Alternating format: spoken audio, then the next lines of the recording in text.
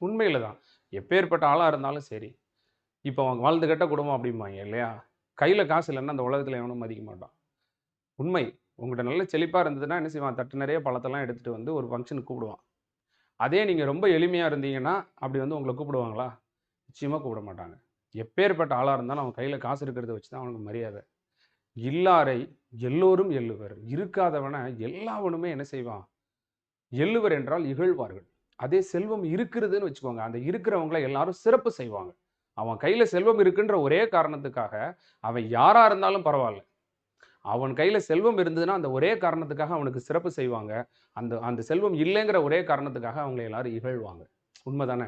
நாங்க வசதியில குறைஞ்சுட்டோம் அப்படின்னோன நெறைய பேர் கண்டுக்க மாட்டாங்க. பார்த்தீங்கன்னா தெரியும். நல்ல வசதியா இருந்தாங்கன்னா, தேடி தேடி போய் நட்ப வச்சுப்பாங்க. அவங்க செல்வம் அப்படிங்கிறது செல்வம் இருக்கிறவர் தான் சிறப்பிக்கப்படுகிறார்கள் அப்படிங்கிறத வள்ளுவர் இந்த 2வது குறள்ல அற்புதமா சொல்லியிருக்காரு. புரியுதா உங்களுக்கு?